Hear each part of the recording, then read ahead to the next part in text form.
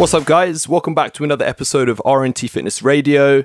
Akash and I have just wrapped up an awesome interview with a guy called Josiah, who we met out in the US when we were in Tampa a few weeks back.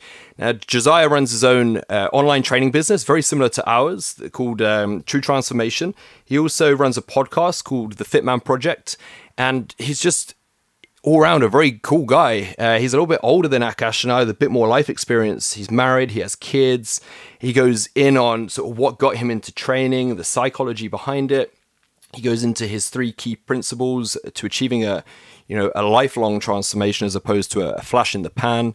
We talk about mistakes that we've made. We talk about business. We talk about alcohol and just balance in life in general. I think this is one of the best episodes that we've recorded so far. I hope you enjoy it. Without further ado, here's myself, Akash, and Josiah. Okay, so talk to us. Who is Josiah Novak, and what got you into the fitness industry? Wow. Well, today, Josiah's an entrepreneur. I'm a dad. I'm a husband. Those are like the things that I care about the most. Not entrepreneur first. I'd probably reverse that list. Definitely a husband and a dad first. That's my number one priority. But being an entrepreneur has kind of helped me become a better dad and better husband. Not to say that either of those roles are easy by any means, but that's kind of what I associate with today the most. But what got me into fitness was really just being a child from abuse. As a young guy, I felt really, really just super self-conscious. Probably a story that a lot of people share, right? I mean, we start lifting weights to build ourselves up, right? We want to improve our self-confidence. Yep. And as a kid, man, I felt like first of all, I had no self-confidence. So I didn't even know like what it meant to be confident. So I knew nothing other than just feeling weird in all social situations, feeling like less of a man, feeling like I could never talk to girls. It was rough, but a lot of it came from my dad constantly beating me down, both physically, mentally, verbally.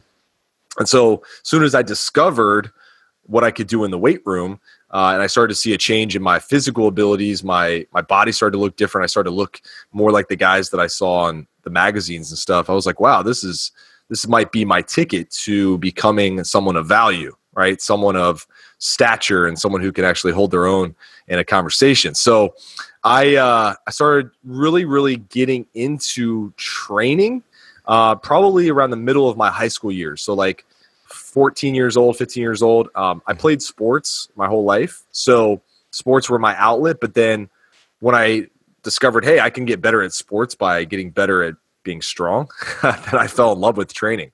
And actually training took over my passion. I became like obsessed with it.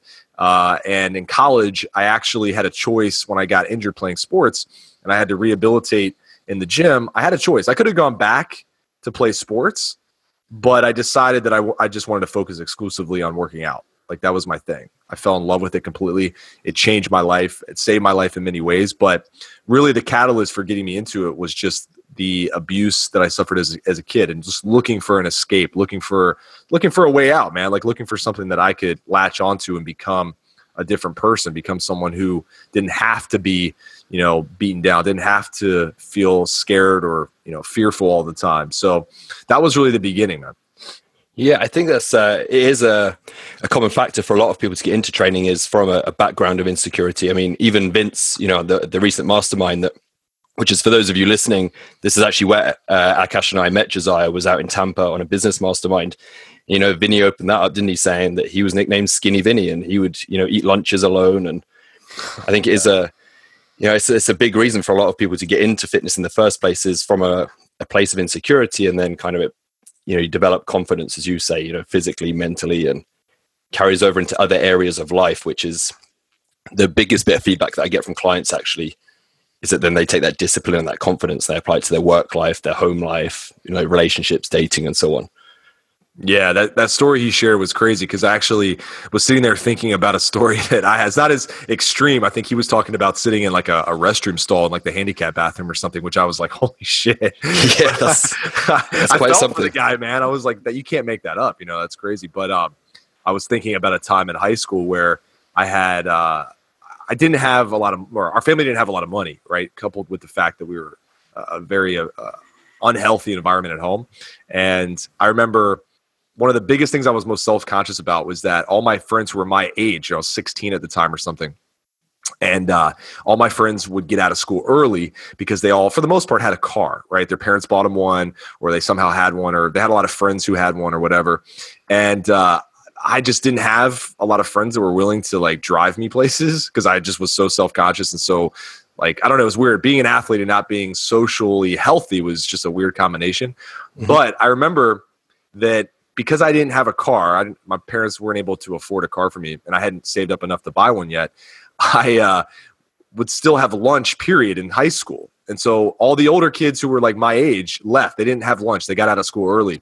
And I was stuck behind. So I remember like having to make friends or try to make friends with like the younger kids in high school when I'm like 2 years older than them. And I remember just sitting by myself a lot of times, just eating and just feeling like shit, man. And when he told me that, I was like, man, like that was totally me. Like I wasn't in a bathroom stall, but I was close. I wish I could have found somewhere alone and just kind of felt, I would have felt probably more secure by myself. But yeah, it's crazy. It's funny, isn't it? What like a complete 180 just, the gym can have on somebody. Totally. Completely changes. So if you could go back to when you first started training, you said that you were about 14 or so when you first sort of kicked it all off. What sort of mistakes did you make back then that you would rectify now? How would you do things differently? And those mistakes that you made back then, do you still see them in gyms today? So for new listeners potentially listening to this, is there something that they could perhaps resonate with? I'm going to give you a twist on this answer because the crazy thing, man, is that I actually did things the smart way when I started. Now, this changed because early on, I didn't have a lot of access to tons of information like we do now. There's a constant stream of new ideas, new training methods. Like today, you're bombarded with these ideas. Almost like an overload. It's almost too much, right? Yeah. Conflicting information. Exactly. Yeah. One's telling you to go east, one's telling you to go west, north, south. Like you don't know what the hell like the right direction is. So back then, all I had was an old version of Arnold's Encyclopedia. Mm-hmm. It's a small book, right? Yeah, the small one. That was a really good one, yeah. It was a great one. Yeah. And I don't know if you guys, I'm sure you do, but I think, and this could be a little off, but I'm pretty sure his routine was more like full body, or it was like push-pull legs or something. It was in the frequency of training was spot on. It was like every body part twice a week, rest day in between. Yeah. And so as a kid, or as an early youth and getting into the gym, I mean, my routine is something that I actually would probably prescribe to people today. Unfortunately, I got caught up in the hype of health and fitness. And once I started to see results, I started to say, well, damn, like what else is out there? Like, let me start buying these muscle magazines, let me start buying Muscle and Fitness. And back then, all those magazines were sponsored by like Muscle Tech and stuff. Of course, and so I switched from doing like a full body routine to like Jay Cutler, bodybuilder of the year or whatever, Ronnie Coleman's routine where it was like 80 sets for arms, like, on Monday, chest on Tuesday. And like, I started to overtrain. I started to get hurt more because I was playing sports too at the time. So as you can imagine, like I was breaking my body down a ton in the gym and then trying to go play sports. I was noticing more injuries because I was putting my body through multiple forms of stress. And with nutrition, initially I just started eating. Like I just realized, oh man, like I need to eat because I'm more hungry now. I'm working out. And then once I started to do more research, I fell once again into the trap of trying to just consume as much protein and simple sugars as I possibly could. So like I would take like a huge protein shake before I go to the gym. And then afterwards I would, have a massive protein shake along with like a whole gallon of like orange juice, right? Because that's what you're supposed to do according to the magazines. I started to gain body fat, and slowly but surely my youthful metabolism started to slow down, as I got into college and fat started to accumulate. It wasn't just muscle. Funny, I actually weigh as much today as I did my freshman year in college, which was, it's been almost 15 years. And so, so I wasn't doing things the smart way when it came to training. But initially I just lost my way pretty quick. So you started well and then kind of went off on a tangent and now come back to it. Totally. Speaking of it's funny you mentioned go on, Adam. I was going to say, didn't you fall prey to the GOMAD diet? Yeah, I did. I did the Go Mad diet. Yeah, I was drinking a gallon of milk a day. So I was doing during sixth form. So this is like when I was 17, 18. And during the lunch break, the breaks in between periods, I'd go out to the local newsagents, buy a pint of full fat milk, and down it. I did that for a month. I gained about 5-6 kilos. Dude, that sounds very similar. My skin was breaking out everywhere. Oh, I don't think I've actually drank milk since.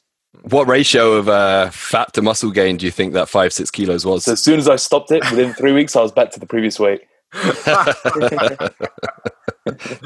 Yeah, I think we've all been suckered into that, right? Oh, yeah. If you looked at my meal plan back then, it was just outrageous, man. It was insane. I was going to say, it's funny you mentioned you followed the Arnold's full body workout, because a lot of people associate Arnold's training with the 6-day split twice a day that he made famous, right? Yep. Yeah, that's the one that I initially think about. Yeah, when in actuality, he actually was one of the first proponents of full body training, 3 days a week, get stronger on the big compound lifts before you progress to more advanced splits. Yeah, as soon as he got his hands on the juicy juice, the real shit, he started. As soon as Weeder got in his head and said, hey, take these pills and these needles, and then now you can train twice a day, all day. Plus, he's in California now, like laying on the beach, like recovery is like on point, smoking weed and like whatever else they were doing. But yeah, the early years of Arnold, when he actually built his muscle and like really built this massive frame.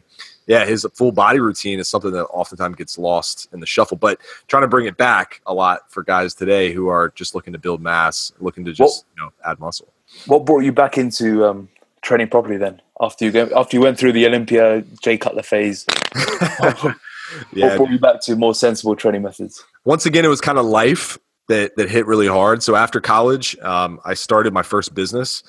I had dealt with a lot of emotional issues as a kid, right? Parents got divorced when I was entering high school, abusive relationship with my dad.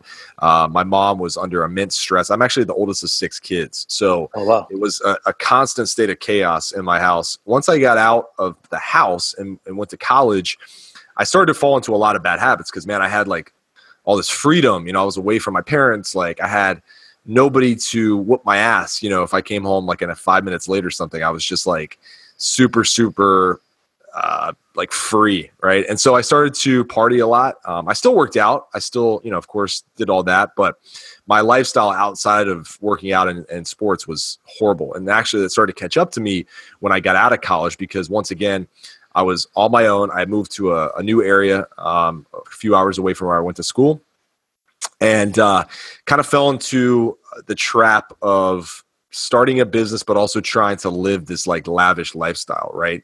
I was, once again, dude, it was all insecurity. I still felt super insecure. I had built a much more impressive body, but now it was like, oh shit, I actually need money too. Muscles aren't going to pay the bills. And so without really having any direction, I didn't have a mentor. I didn't have anyone in my life as like a father figure, which I think is super important. I'm super passionate about that now. But looking back, I just had friends. I just had acquaintances, people who were like living off mommy and daddy's money sometimes, or dead broke and partying their money away and working shitty jobs. And so I started this business because I always had this business mindset of like, I know I can make money, right, if I have an opportunity and I can learn something. So I was a personal trainer. So I was a personal trainer in college. That's what I got into after I got hurt and I fell in love with working out. I started doing personal training. I moved up into Washington, D.C., in the area around the capital of the United States here, and I started doing personal training in a really big corporate gym. I hated it because they were slave drivers, basically, man. Like they were like work, 4 a.m. to 10 a.m. and then come back and work 4 p.m. to 10 p.m. Like it was just every day, 6-7 days a week. And it was decent money, but it was just a grind. And so I was like, I can't do this forever, man. I'm getting burnt out. Can't live like this. Like this is insane. No social life, nothing. And so one of my clients who was working with me when I was a trainer, he said, hey, I'm a financial planner. I do investments. I do stocks. Like you're really good at sales, which is weird because I was super insecure, but somehow could be good at sales. He was like, you should do this. You can make so much more money. You can work normal hours, dude. Like all you have to do is learn the details, right? The numbers, but like you're already good at sales. That's the hardest part. If you're good at sales, man, you got this. So I took some tests, did some studying for about 6 months, became a financial advisor, and opened my own financial planning practice. I was selling investments, insurance, stocks, bonds, all this stuff. Unfortunately, and I'm sure you guys are in the UK, but you know about the crash of 2008, 2009. That's when I started my practice. Dude, I was a 21, 22-year-old kid. I mean, who's going to trust me with all their money in a time like that? During a crash? Yeah. Well, no, it was right before. It was literally before. Like, the market was at its peak, of course, right? So the market's at its peak. Yeah, sure. Everybody's like, oh, hell yeah. Everybody's jumping on board. I'm an idiot. I should have waited, right? But, you never jump into something when it's like peaking. So I jumped in and I said, man, I'm going to do this. And it was a disaster because for the first 6 months, I actually killed it. I made really good money. I was like, wow. But once again, when it crashed, things went backwards 10 times, right? So it was like everybody wants their money back. Everybody's pulling out. Everybody's selling their insurance. Everybody's just getting out, and I'm losing money like hand over fist. And so I say all that because to talk about when I got back into doing things the right way, I gained a lot of weight during that period of time. I stopped working out for a long time. I actually stopped working out for like 6 months. And I gained about 80 pounds, like not just like overnight, but over the course of a year and a half, 2 years of just bad habits because of college, getting into real life, getting stressed out. Slowly but surely, every month I was gaining 8 pounds, and it starts to add up. You're like, oh my God, like you look in the mirror, you're like, damn, like I haven't even checked the scale. What do I weigh? And then you're like, oh my God, dude, I just crossed 250. Like what the fuck? Creeps up, doesn't it? It creeps. Yeah. It creeps for sure. And so I was faced and I went through a really dark time. I mean, the darkest time of my life was 2008, 2009, which is about 10 years ago exactly. And I actually looked at my life and I thought, man, I have really, really become a failure. Like I'm an absolute failure. My dad had always told me, like, if you don't follow exactly what I say, you're going to fail. You're going to be like the worst, human being. Like he made me feel like shit. And I remember sitting there in 2008, 2009 time. And I'm like, dude, my dad was right. I have completely shitted on my life, right? I started a business. I lost all this money. I'm dead broke now. I went to college for what? Like, what am I going to do with this college background? I have a body that looks like absolute shit. Don't look like someone who works out. I look like someone who needs to work out. And my friends were, off doing their thing. My best friend at the time had just got married. So he found the love of his life. And I'm like, dude, I can't even have a relationship right now. Like, this is the worst. So I was depressed. I went through a really deep, dark depression. Actually, at times, thought about taking my own life. Scary thought, but actually suicide runs in my family. And it's a tough place to be. But dude, what changed my life was a guy named Greg Plitt. I don't know if you guys know who Greg Plitt is. Yeah. And what inspired me to become who I am today was this guy, I never knew him personally, right? I never got to meet him in person. I followed his stuff online, and he I don't know, he just spoke to me. Like his message wasn't just about fitness. There's plenty of fitness guys, I'd follow the bodybuilders who like 8-10 times a day, and they made these videos of their lifestyle, and it's just like wake up and train, sleep, eat, fucking go back and train. I'm like, dude, I can't do that shit. You know what I mean? Like, that's not for me. This guy, Greg, was a military guy. He ran a couple businesses. He was like, hey, it's just about being healthy. It's about being lean. And, but his message was so like life-centered. He was like a life coach, basically. And so I started to subscribe to his videos. I think his website was like $5, dude. Like you get access to like 500 of these videos and like all his diets and everything. And so I was like, dude, I got no money, but man, $5, fuck it. I'll do it. And it pulled me out. I don't know what it was. Like I owe him, man. God, unfortunately, he passed away a few years ago. He got killed in a freak accident, which is insane. Actually, it's the train accident, isn't it? Yeah. He was insane. Like I don't know what happened, but I think it was kind of a crazy just scenario. But yeah, so he's this guy, and like I'm watching his stuff, and I go, man, this is what I was meant to be. I'm meant to be like this guy. Like I'm meant to be healthy. I'm not meant to be depressed. Like how do I get out of this? So I started following his methods, which he was like I wouldn't say the smartest guy when it comes to fitness, but a lot of things that I was doing wrong were things that I picked up on from him, or things that I was doing wrong. I learned I was doing wrong from him, where I, was trying to beat myself into the ground every day. I wasn't taking care of my cardiovascular health, wasn't tracking my food. I had no idea how many calories I needed. So like, that was the first video I actually ever watched, was like how to break down your calories. And I go, what the fuck is a calorie? Like, I never knew you actually had to track this shit. I just saw these guys like eating steak and a bunch of rice and like just crushing sushi. And I'm like, oh, that must be how you do it. But this guy was like, no, you got to track your food. You got to track your workouts. There's a time to go hard, but most importantly, it's just about being consistent. And so it got me back on that right path. And that was kind of the catalyst to me becoming who I am today. That was the start of it, which was about 10 years ago. Interesting. That's a pretty cool backstory, actually. I didn't know about all the financial services stuff. No idea either. No. That's how I got into sales, man. Yeah. Personal training, I never looked at it as sales. Looking back, I realized that was where I learned how to sell. But learning how to sell in the personal training environment got me an opportunity to become a financial planner from a guy who saw a skill set in me as when he was one of my clients. But then actually what happened once I lost that business is I had to get back into corporate America. So I didn't get back into fitness right away. I started working out, obviously, and getting back in shape. And I was very passionate about it. But I actually got back into sales and marketing with a corporate gig with some large corporations. And I learned high level sales. So I started selling these products that were like, $1,500 a month. And then I started selling products that were like 20 grand a month. And I finally built up at my most recent corporate gig, which is years ago, but I was selling products that were like $1 million a year. And so I learned this level of sales, which I didn't realize would serve me extremely well for my business moving forward. Interesting. Let's transition a bit away from that. So obviously we're going to come on your podcast at some point, and something you've discussed is that your podcast has been, a bit about life and business and stuff like that. And you want us to come on and talk about training. Well, I think we're kind of doing the opposite, where all of ours is training. So it'd be quite cool to get some life stuff from you. So you've mentioned that like you're a father of two, very active, your husband, you run your multiple businesses. So how do you keep in shape with all of that going on? How do you keep balance? Well, I don't believe in balance, first of all, because I think with anything in life that you want to achieve that is going to take a lot of work, it really requires you to be out of balance, right? I mean, if we looked at balance, because I'm a Libra, right? So my wife's always joking that I'm always about fairness. And when in reality, I'm probably the opposite when it comes to the things that I want to be successful at. You have to put a lot of time and energy into things if you're really serious about them. Now, with working out, there's this cool thing about working out that people don't realize, is that health and fitness isn't something that you just do like once for 20 minutes and then you're done. Like, health and fitness is an all-encompassing idea, right?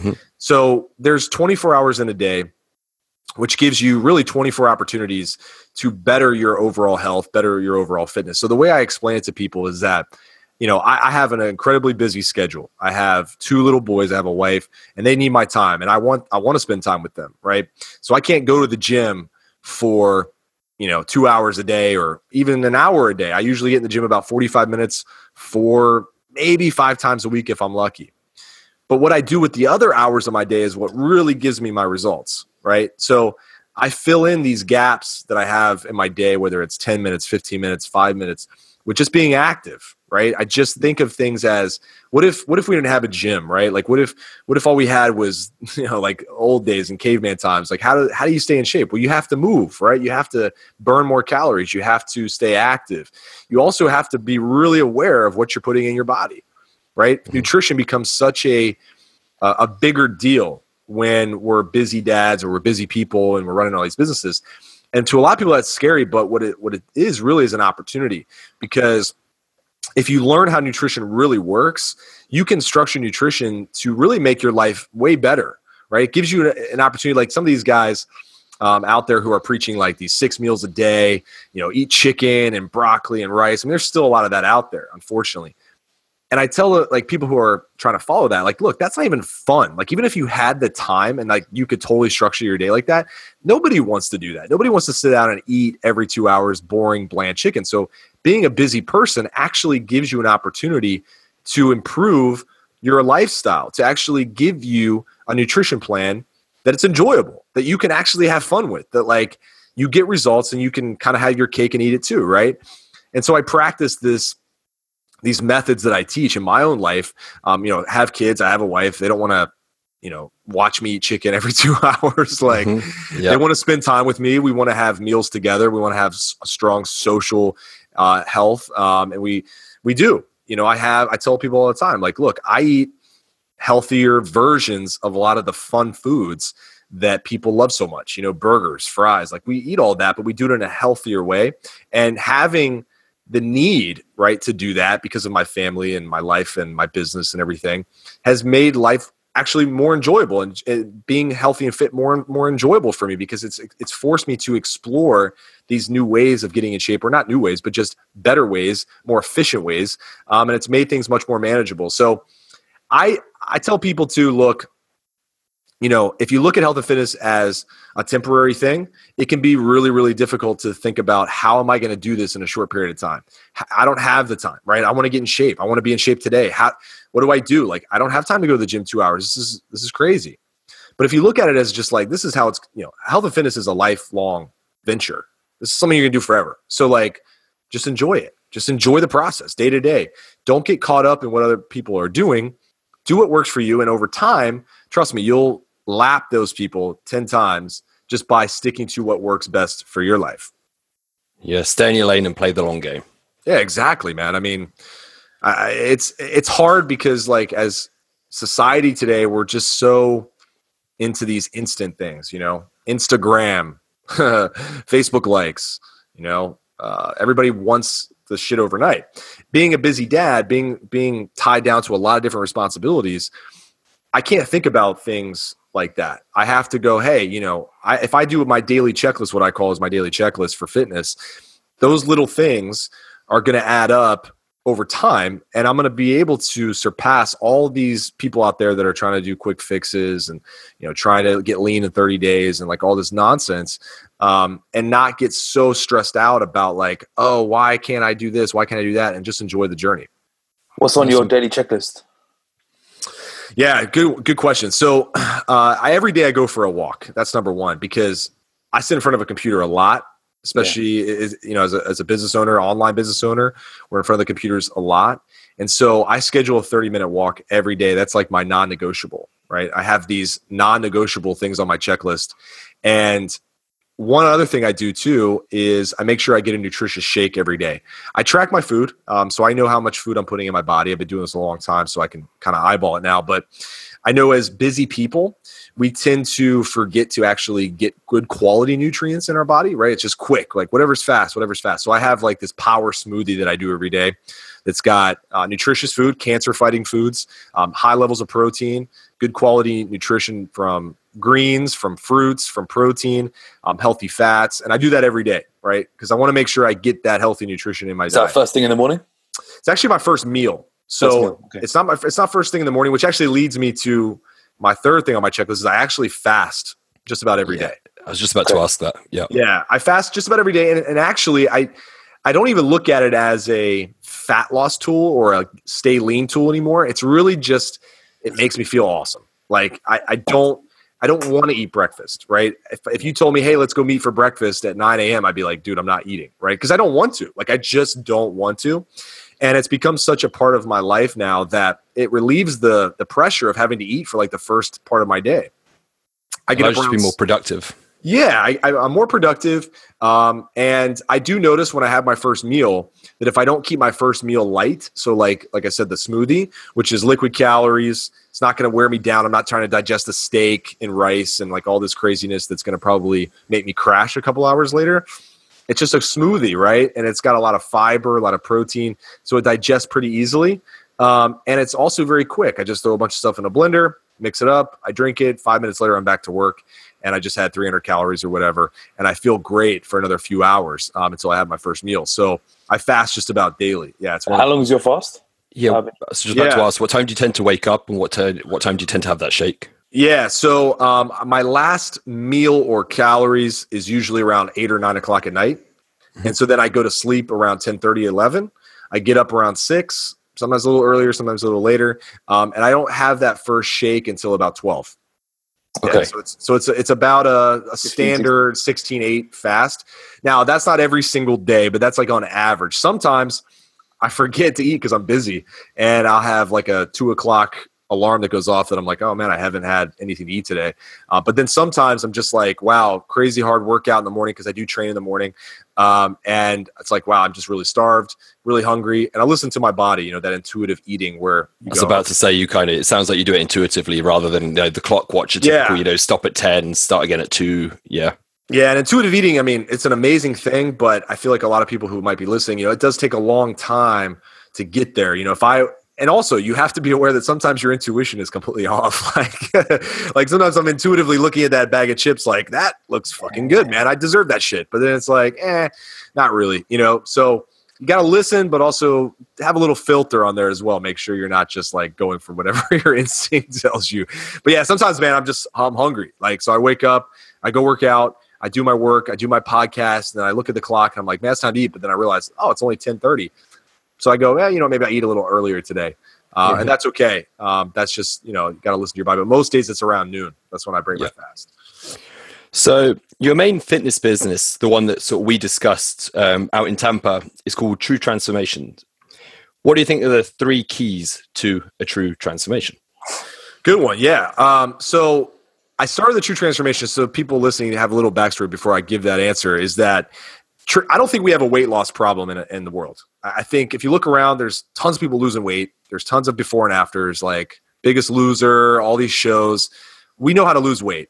We just don't know how to keep it off. We don't know how to keep it off, right? So a true transformation is not a 8 to 12 week, oh my God, I got shredded, I did these photo shoots, and then you meet them a year later and they look like, what the fuck? You know what I mean? Like this guy doesn't even work out. And I've been there. Like I can raise my hand. When I was depressed, 80 pounds overweight, and I started transforming my body, I actually had multiple transformations where I would lose a bunch of weight, look great, and then gain a ton of it back. And so when I sat down and said, all right, how do I want to start this business? What do I want to go after? What's my message? My message is that I want to show people how to really get a hold of this stuff so they don't have to go through these transformations over and over again. I want a true transformation. So what I consider to be a true transformation in 3 things is number 1, you have to really trust the process. All right. And so trusting the process means you have to kind of submit yourself to this is going to take some time. This is not going to be an overnight thing. Sure, there are overnight successes out there. There's people who win the lottery. There's people who come into money out of nowhere, or people who find love overnight.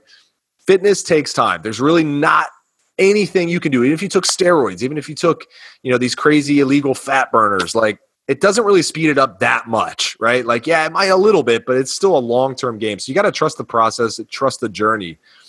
You have to take responsibility for it too, right? So that's number 2. You got to take responsibility. So what I mean by that is a lot of people go, well, man, I was born with these horrible genetics, right? Or I don't have all the time, or I don't have the resources, or I can't, go buy organic food. It's too expensive. Or I can't hire someone to work with me one-on-one. It's too expensive. That's fine, right? Some of those things aren't necessarily your fault, right? Some of those things, maybe you're handed a bad genetic card. Okay. But you got to still take responsibility. There's 2 totally different things. Your fault, great. If someone hits me while I'm driving my car, blindsides me, right? That's not my fault.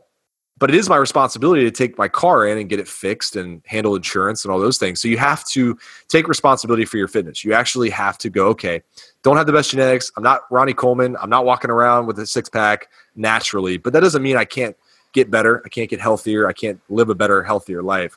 So do that. You have to really dig into, and this is number 3, you have to commit to understanding this stuff, right? You have to commit to the process, man, of learning this shit. This is a skill set. Like getting in shape is not something that like, oh, I'm born with just this ability. Like I'm naturally gifted. I'm like the LeBron James of getting in shape. That's not how it is. You actually have to take the time to study this stuff. This is a skill, just like building habits, building routines. This stuff isn't going to happen overnight. You have to submit to the understanding that, hey, I got to learn what nutrition is. I got to learn how to set up my workouts. I got to learn this stuff. And it takes time, just like any college course, just like anybody who becomes a doctor, a lawyer. And I'm not saying learning fitness is that difficult in some aspects, but like it's not becoming a brain surgeon, but it is an understanding that you have to grasp, you have to get that, and you have to learn it. And so those are the top three, I would say, when it comes to a real transformation. Those are the three keys. Yeah, I think they're pretty solid foundations. Do you agree, Akash? Yeah, and it's good you haven't mentioned any specific macros or calories or training programs. You know, it's far more than that. Yeah, it's on a deeper level, which is the best transformation is always on a deeper level. It's the psychology that keeps weight off, right? Once you can alter that, you're good to go. Yeah, because I mean, I look at the different ways of people getting in shape these days. You know, CrossFit, bodybuilding, physique competition, or just general weight loss, P90X. I mean, the list of programs out there is miles long, right? It's endless. I feel like I told someone the other day, if you were to set a mission of, okay, I'm going to try every workout plan out there before I pass away, like I'm going to try everything, you probably wouldn't be able to. Like, there's that much, right? But at the end of the day, there's basic principles that you'll, kind of going back to the understanding aspect, there's basic principles that if you implement those and then kind of fill in the gaps with just things you enjoy, then, there's so many ways to skin a cat, right? It's just, you got to build that base. And I really think it starts up here, like with your head game, with your mental game. That's really where you have to put a lot of your time and effort first, because that's what's going to serve you forever, for the many years to come. Agreed. So someone who's starting their transformation now, what would you say is the most important mindset for them to have at the start, right at the beginning? Yeah, the mindset is that, you're going to win some and then you're going to learn some, right? So there's going to be days where you're getting the hang of this stuff and you're like, man, this is awesome. I'm actually feeling good. Like I know I'm making a change. And there's going to be days where you fall flat on your face. You mess up your diet, you skip the gym. That's just part of being a human being. The winners, though, the people who actually make a transformation and, are healthy and fit and look great, feel great, all that stuff, those days that they have, because everybody has them, no matter who you are, I don't care. If you say you don't, you're a liar. Everybody has those days. The winners say, okay, cool, I had that shitty day, and now it's time to just get back to work, right?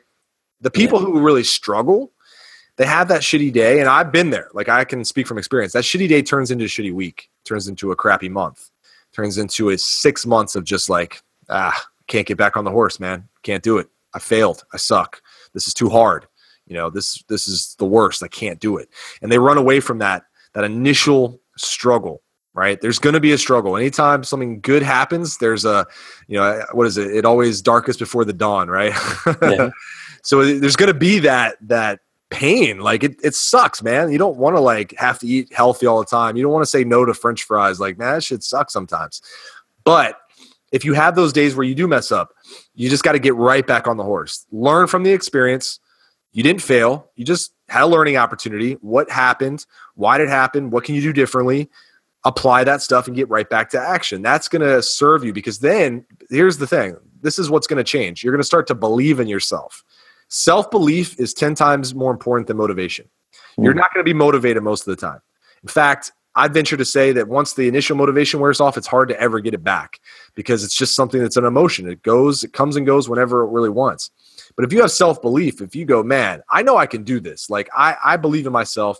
I know I'm going to get results because I'm putting in the work. That's going to drive you. And then you're going to start getting more results, which then leads to the ultimate drive behind getting more results is momentum. Momentum is so huge. It's just like with business. You get in this flow state. You're like, man, everything's just clicking. Like I get it, right? And then you start to things start to heap, right? You have compound interest. Accumulating small wins, right? Yeah, exactly. So that's, have that mentality of like, some days you're going to win, and hopefully more days than not you'll win as you gain experience. But you're going to have some of those learning experience days too, where you're like, damn, man, like I really wanted that large pizza and I should have said no, but fuck it, I did it. Oh, well, let's get back on the horse tomorrow, have a really good week, and let's crush the next few days. And then you get back to it, man. Yeah, that's what I tell my clients. Enjoy it, own it, and just move on. Like, potentially you screwed up. So what? It's a fresh day. Get on with it. Yep. So another facet of your business is obviously what we're doing right now, the podcasting, the Fitman Project, which is broken into the top 100 fitness podcasts, right? Yeah, just recently, man. I didn't even know it because I kind of set my sights on just like the long-term game with the podcasting. I was like, I'm not going to even look at the rankings. I don't care because it's just going to like piss me off anyway. Mm-hmm. So I didn't look. And actually one of my boys, who's another podcaster on Instagram, on a story, he was like, oh, I love seeing my friends win. And he like tagged me in his story. It was like a screenshot of me in the top 100. I'm like, oh shit. So of course I had to look. Like I was like, dude, it's not real. And I did. But now I'm like, okay, how am I going to crack the top 50? Top 50. Yeah, I saw that. Yeah. So how did you get into the podcasting? It's one of your key areas right now, isn't it? Like you're really enjoying it. Yeah, you're getting good feedback on it. What got you into it? And was it like an instant thing? You started it and you just realized you're really good at it, you enjoy it? Or is it like a slow burn and suddenly something clicked? How did it? So to be honest, it's my natural talent, man. And I'll tell you why. Because as a kid, my dream was to actually be a radio show host. Oh, really? Or a sports announcer of some kind. I actually would volunteer when I was a little older. So I was probably like 12 or 13. I would volunteer after Little League baseball games.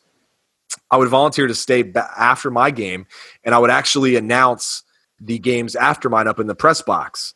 And so, like, as a kid, some of these leagues would, have like these announcers that would announce all the guys coming up to hit for baseball and like, kind of do a play-by-play. And so, like, I said, hey, I want to do that shit. I love that. I always loved radio. I liked listening to guys on the radio. I was a big Howard Stern fan growing up.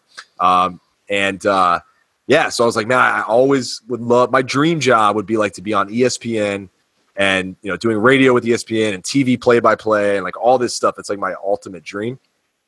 But unfortunately, I'm not doing that. So when podcasting came about, initially I was kind of like – I was just excited to listen to podcasting because I was like, man, this is like some really good knowledge that people are dropping that maybe not everyone realizes is out there. And so I would be listening to these really famous people on these shows, and I was like, man, this is great. And then I met this guy, Ryan Mickler, who I think I mentioned earlier, and he was a kind of just an up-and-coming podcaster, pretty big following when I met him, but met him through another podcasting friend, actually. And I talked to him just for like, I think a 5-minute conversation one day. And I said, hey man, why'd you do the podcast? He goes, oh, I don't know. I just thought it would be a good idea. Like it's kind of an up and coming thing.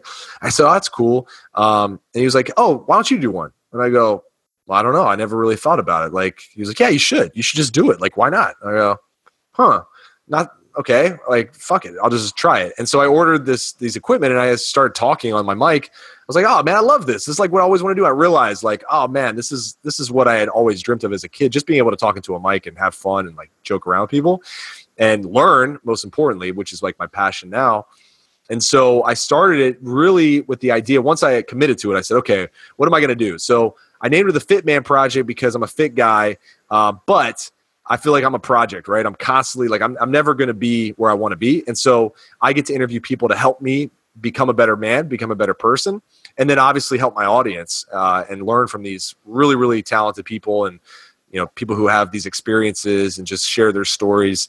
And it's become something I'm very passionate about.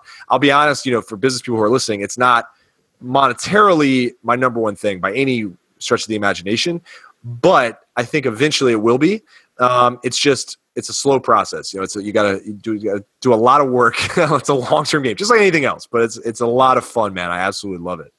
Yeah, something that Akash and I agreed on with us doing this podcast is, we're getting there's no return on investment here. We're not making any money. It's just kind of like a bit of an enjoyable thing. It's something for our clients to listen to during their morning walks. If it helps other people that are getting into the industry, not necessarily the industry, sorry, the fitness lifestyle, potentially we could help steer them in the right direction. They listen to this, They hear your mistakes, our mistakes, the Go Mad diet. Don't ever do it. I don't even want to. If I talked about my high school diet, goddamn, like it's probably, kids probably need to hear it actually because it's so disgusting. But yeah, helping people, man, that's the key. I think that's really when you get into podcasts. I mean, people do it for different reasons. Obviously, there's people who just want to interview top people and connect with them, and I think it's a great thing too to be able to have like a virtual business card of some sorts where you can reach out to bigger influencers and just say, hey, I love what you're doing. Would love to have you on my show. It's crazy. I've reached out to some big names recently thinking, man, I'm never going to get this person on my show because they're probably bombarded with requests. And shockingly enough, some of them actually do want to come on, right? And I'm like, wow, it's just a matter of asking, right, and being persistent. And believing in yourself, like, hey, I can actually interview people. But then on top of that, you know, we've recently incorporated a different element because we didn't start out like you guys. Like, you guys are kind of on the mission to help your clients. Like, this is good information. Want to share this with our folks. I kind of was of the mindset that I just want to learn from these bigger names, right? And then now I'm like, well, hold on, we're kind of missing a huge aspect of this where we have an episode now that we just started doing every week where we actually bring a client on our show and we interview them and we say, what's on your mind right now? What can we help you with? Because I'm sure there's millions of other people out there that have the same questions.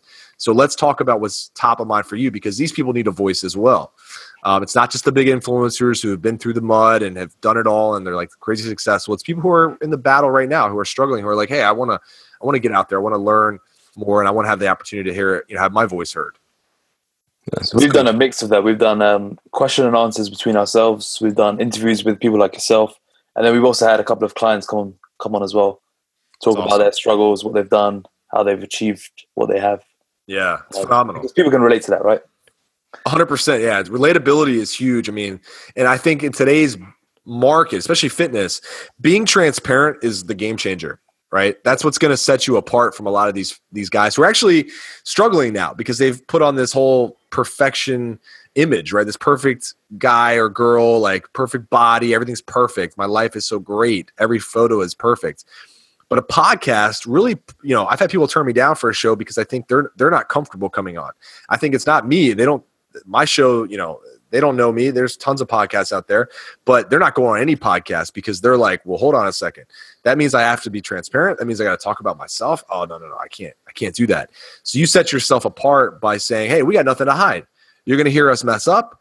You're going to hear us maybe contradict ourselves from time to time, but we're here to try to give you the best quality information possible, and we're not afraid to get on the mic. It's live. You can't really edit it that much, and it's giving people a voice too, like your clients who just want that transparency. They just want that vulnerable side of you that's willing to talk about things that most people aren't willing to do.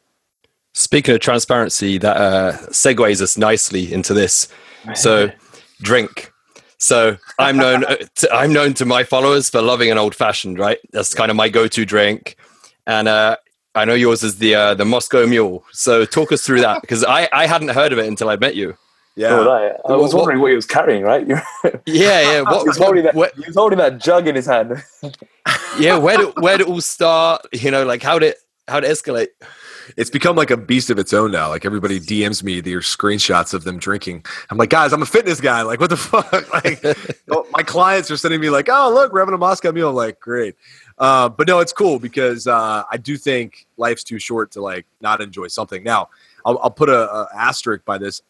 If you ask my wife if I drink, she'll tell you I don't ever drink, right? Like she says like, oh, this guy, he doesn't drink. And it's because for most of my life, I was surrounded by alcoholism. My dad's a big alcoholic. And so I was big, like I was against it. Now I had my like binge drinking moments, it would be like no drinking for 3 weeks. And then I would just fucking binge, right? But that was more of like a emotional thing, not a thing with alcohol. And so I never really had a drink. I never had like, oh, my favorite drink is this or whatever. I was disgusted by most of the stuff. But then, dude, one day I was randomly in an airport. We were actually going to California. My whole family was going to California. I was with my 2 little boys a couple years ago, right when my son had just been born, like my little one. And I was in the airport, and my wife's like, this is gonna be a tough plane ride, dude. Like you might want to have a drink before we get on this long plane ride to California. I'm like, okay. And so I look at the menu, and dude, honestly, like the special of the day was just a Moscow Mule. And I was like, what the fuck is a Moscow Mule, right? And they were like, oh, it has some ginger. It's got some, lime. It's kind of like, do you like those tastes? I'm like, yeah, I like them. She said, I'll just bring me one. She brought me one. Dude, I'd never tasted a better drink in my life. I was like, this thing tastes so, and it's not too like girlish. It comes out in this like copper mug. Most of these like famous drinks are kind of girlish. I got the little straws and shit. And I'm like, this is good, man. Like who cares about the alcohol? This tastes really, really good. So I had 2. I was drunk, had a horrible flight because my kids were going crazy. And then we get to California, first restaurant we go to, I look at the menu because I'm like, I want to see if they have a Moscow Mule. And they had this like Buddha Mule. It was like a Asian version of the Moscow Mule. So let me try it. So I tried. Amazing. It's so good. So I became like obsessed with trying all these, because there's a lot of different versions of the Moscow Mule, but dude, it's became this thing for me. So now I started just kind of telling people like, hey, you know, this is my drink. And now it's turned into like this viral thing where everybody knows me as like the Moscow Mule guy, which is cool. Like I have a strategy behind it, but yeah, it's pretty cool. Yeah. Carry on, Akash, quickly. So what's in the Moscow Mule? All right. So the Moscow Mule, the base alcohol is vodka, right? So the traditional Moscow Mule has vodka. And then it has ginger beer, which most people maybe have never tried before. But if you're a fan of ginger, which I love the ginger taste, ginger beer, it's kind of like ginger ale. Yeah. So ginger beer, which obviously has more alcohol in it. Then it has a squeeze of lime juice. And then it has like a mint leaf that you put on top. And that's it, man. That's it. That's like the traditional Moscow Mule. So it's got a little lime juice, ginger beer, vodka, and the mint leaf that goes on top. And that's it, man. So it's a really similar story to me with the old fashioned. So years ago when I was younger, I was DJing 3-4 nights a week, along with, the fitness stuff. So I'd be finishing DJing like 3-4 a.m. I'd be in the gym for 6, and I would just drink whatever was in sight. You would get free drinks being a DJ, right? You'd walk in and the manager would come to the booth and give you a wad of drinks vouchers. Yeah. So for like 3-4 years, I was drinking 3-4 times a week, just getting plastered. And like I never really had like a drink to go, it was just, is what it is. And then I gave up the DJing and decided, right, I want to go all in on fitness. Like, this is what I want to do. I'm at a crossroads here. Do I go all in on the DJing and knock fitness on the head, or vice versa? Decided that fitness was probably going to give me a little bit more longevity, slightly healthier on the liver. So I did that. And then similar to you, I didn't really drink after that. Like for a good few years, a meal or something, maybe I'd have like a vodka Coke or something just because, I had to drink something. Yeah. And then it wasn't actually until the first kind of Akash has like a little tradition every year for his birthday in May. Everyone meets up and goes for a steak. And it was the first one that I'd went to with him. I remember seeing just online, like this old fashioned thing. I saw it on the menu there. Now, I don't like whiskey or bourbon, which is like the base of it, typically, but I ordered this old fashioned and I'm thinking, was that a mistake? Really? Is that how it started? That's how it started. It was your meal. Yeah. That's how it started. Yeah. It's the first time we'd ever tried one.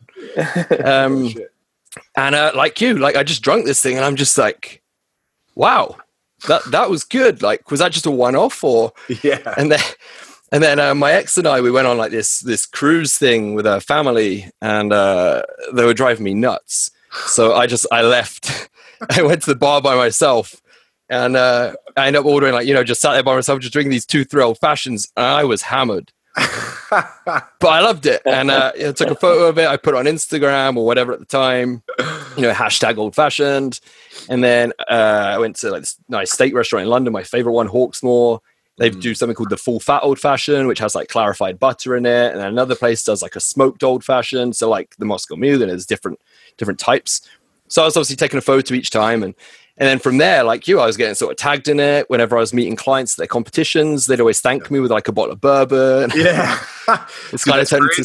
For Christmas, I got all these Moscow Mule mugs mailed to me from all my clients. They all got me like the same gift. I was like, damn, I'm taking this too far, man.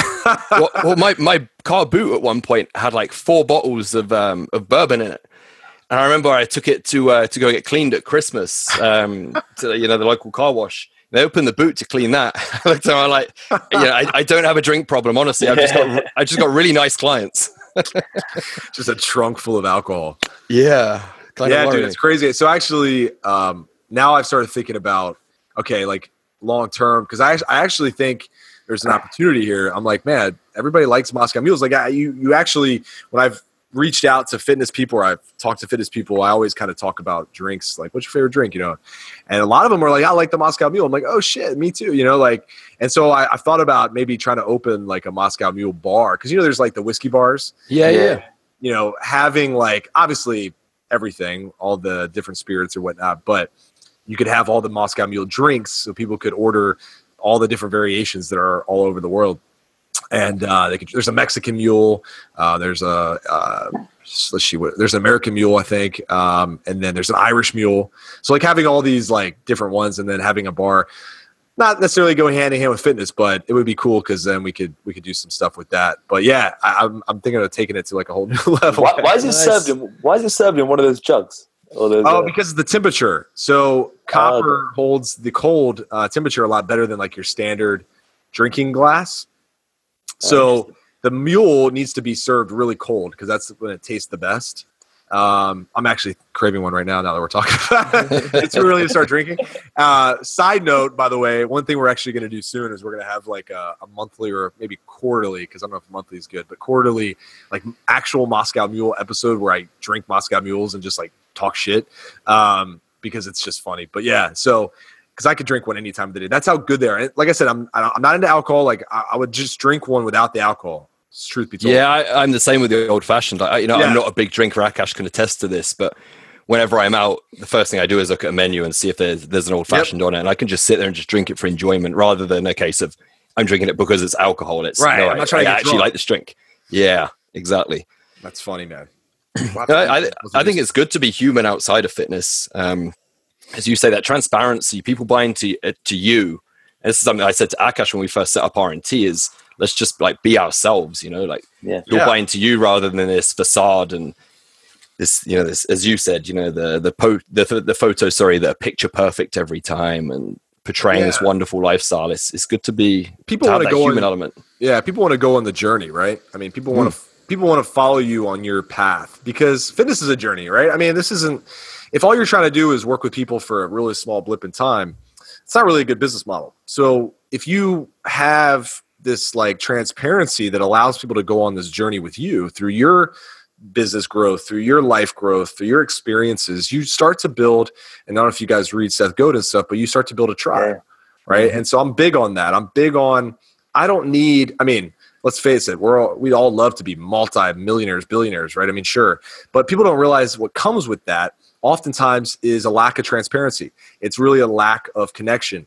Coca-Cola, massive company, but yeah, I mean, the money's great, but can you sleep at night, right? I mean, like, I don't think I would honestly, if someone offered me, Coca-Cola, I'd be like, I don't know, because it goes totally against my values, right? It goes totally against who I am as a person. I couldn't say, yeah, I'm the owner and be able to sleep at night because of all the lives I'm really destroying, right? Or helping to destroy. And so with fitness, when we're in such a beautiful industry, right? It's really meant to help people. It's meant to make life better. That's what it's here for. Now, it's done a horrible job of it, but guys like you and guys like me who go, we're going to change, even if it's just a small percentage of the pie, we're going to leave something behind that actually had a massive impact, that actually helped people, right? People said their life improved tremendously from working with me. And I think the best way to do that is to just be super transparent and take people along your journey, because that's how you build loyal tribe. That's how you build people that actually get help, right? They actually see someone who's going through the battle right there with them. Yeah, 100%.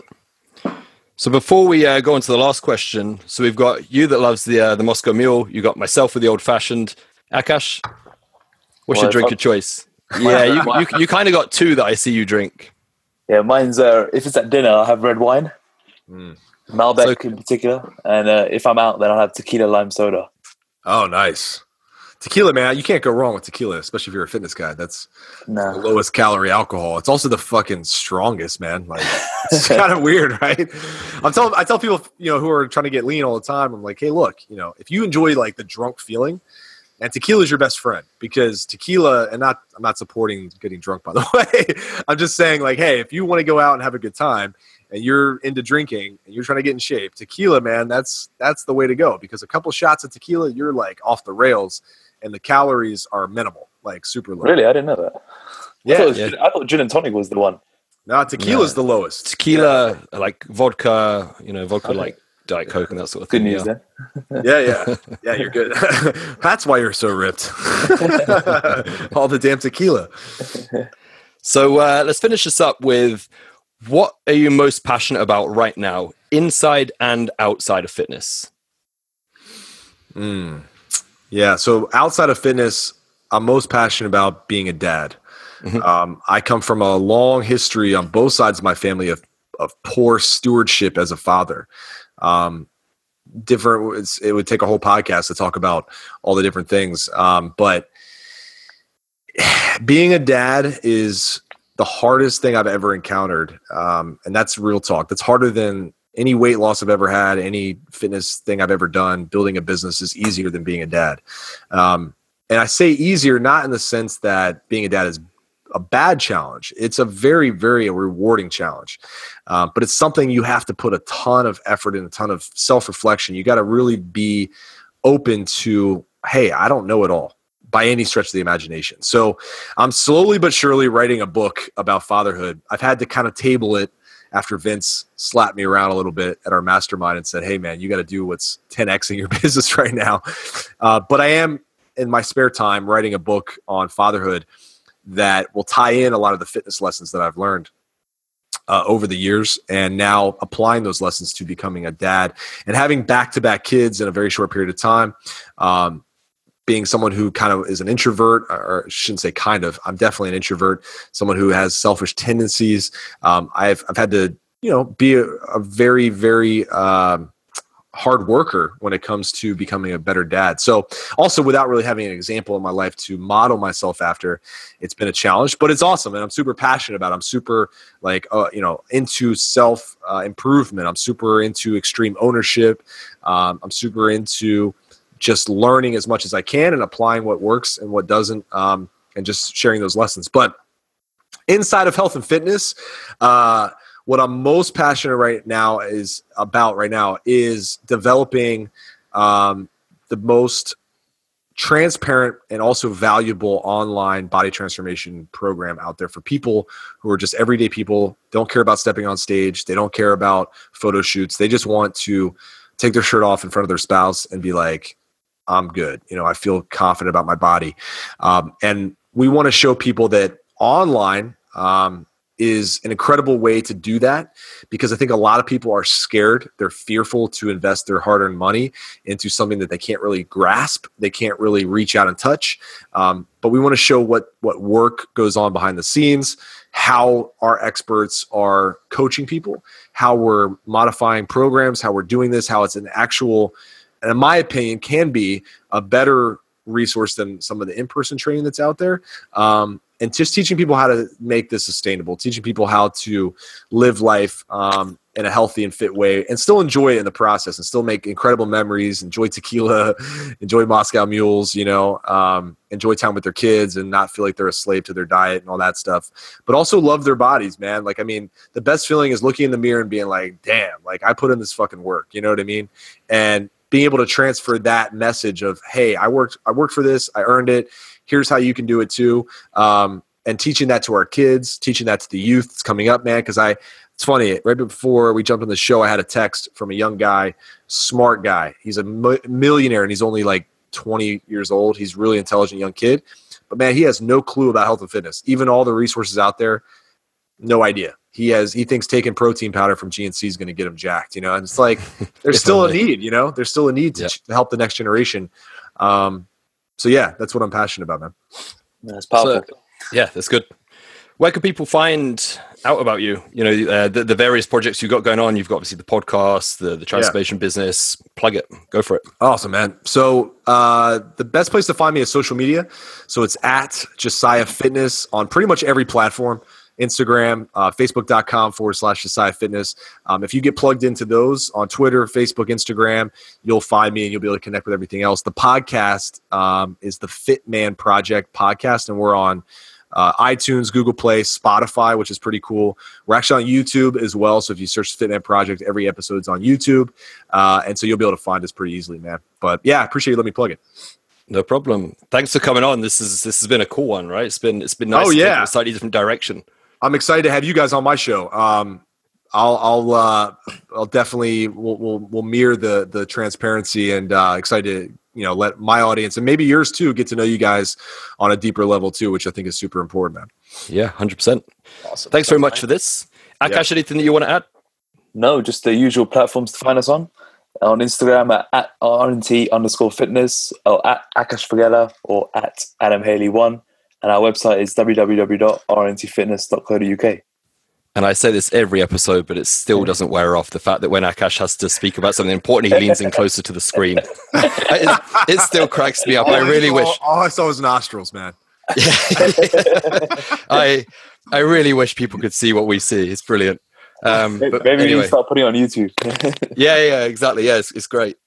Anyway, Akash has wrapped that up. Thanks a lot, Josiah. It's been great talking to you. And and just for those that are listening to this for the first time, please subscribe.